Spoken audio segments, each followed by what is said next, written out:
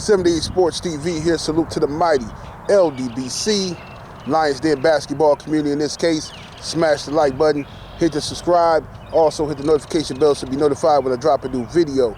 If you're digging the video, go ahead and share this joint. So check it out, man. First Lady of the United States, Jill Biden, has some interesting words for the female basketball national champions, LSU. She says that, even though it's tradition for the winner to come to the White House, she says this year she thinks it would Iowa should be able to come too. The losers should be able to come too. Let's just have them all come. Winners and the losers, right? And Angel Reese responded to that by 3 laughing emojis, saying it's a joke. It got to be a joke or something, So, and Jill Biden, the wife of President Joe Biden, she's taking some backlash for this because it goes back to this age-old question we keep talking about. How much does race matter in these situations? And it does. People will deny it, but we found out a long time ago in this country that there are 2 Americas, okay? There's a white America, there's a black America, and then you have people who are trying to live in the middle and pretend like there's not 2 Americas, right? However, events like this, every once in a while, something happens that forces people to recognize the natural bias that is in everyone. So when you have these young ladies, Iowa has a all-white starting 5. Nothing wrong with that, but it's an all-white starting 5. LSU has an all-black starting 5. Nothing wrong with that, but they have an all-black starting 5. Okay, and inherently, people root for what they can best identify with. That's just human nature. It doesn't mean you're a racist because you identify with somebody. I got no problem with people who happen to be white saying, "Oh, I want Iowa to win because they can. These girls look like my daughters." Or, "Ooh, I don't care because I'm gonna do the same thing in the reverse, right?" However, this is where it gets tricky. When you start, when you have these double standards like the ones that took place with the young lady from Iowa who was doing the John Cena. Y'all gotta forgive me, my camera is on like this swivel thing. The young lady who was doing the John Cena "you can't see me" move, right? Who was taunting players, and she's been doing that in the lead up to the championship game. Media members and fans and everyone was saying how this was. We knew it was taunting. It was trash talking and showboating. But people liked it. It was swag. You know what I'm saying? Look at her. She's like the female equivalent of Larry Bird. Because we all know Larry Bird was the greatest trash talker the NBA's ever seen.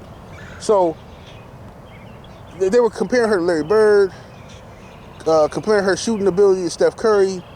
She got that swag. She got the sauce. Blah, blah, blah. If you don't like it, you better beat her.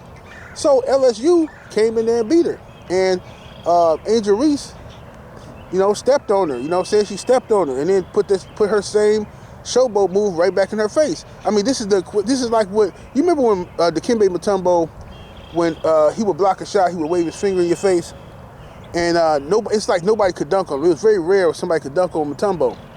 All right, and remember when Jordan got that dunk on him? When Jordan dunked on Mutombo and Jordan waved in Mutombo's face, he waved his finger. Said, right? Everybody liked that. That's just good competitive nature. That's a good competition, man.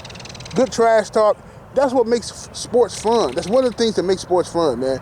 A little trash talk here and there. When that's what people do, man.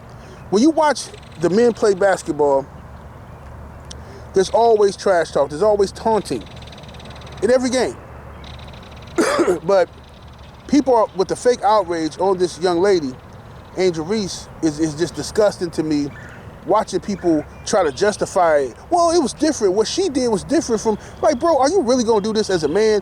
Like, I understand, certain people gonna do what they do, but as a man, are you really about to sit here and try to pretend like it's different what these two girls did. Like it's something really wrong with where the direction this country is going in. Seriously, man. Like this is just, it's sports, bro. In competition, people gonna talk trash. That's what happens. You know what I mean? I talk trash playing anything I play, whether it's dominoes, spades. I'm gonna talk smack, and if they beat me, they gonna talk smack.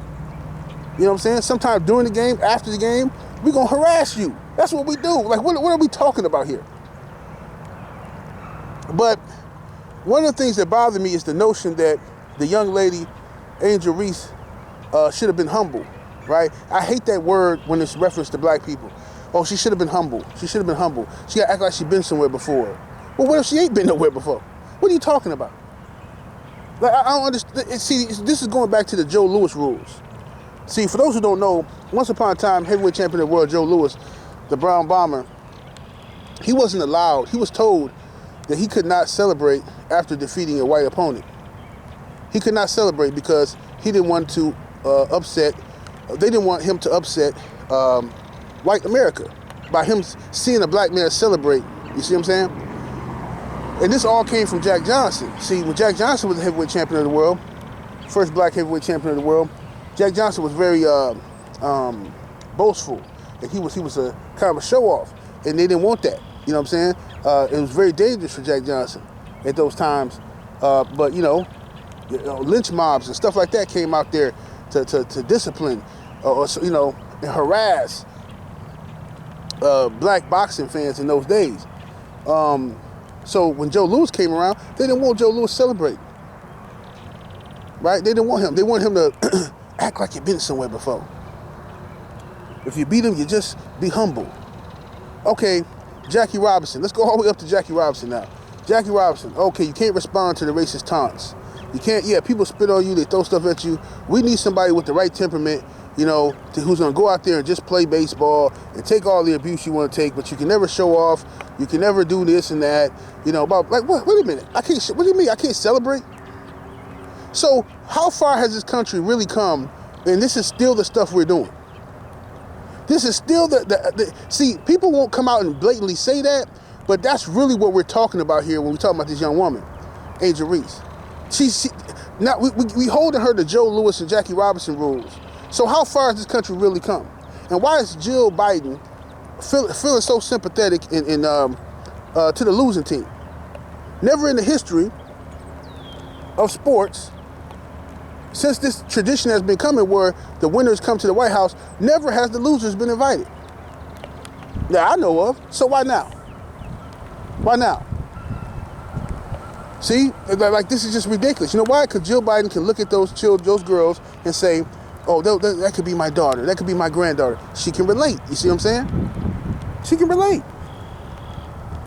And as long as those type of biases happen in America, which they always will be, we're always going to have this problem. We're always going to be divided as a country. And you're always going to have people on one side or the other. And you're always going to have sellouts on one side or the other trying to, no, man, I don't see what the problem is, man. Because listen, bro, real talk, man, I'm just going to tell you the truth, man. You're always going to have them tap dancers, But at the end of the day, that's my opinion on the matter. 78 Sports TV. Salute to the mighty ldbc. I'm up out of here. Deuces.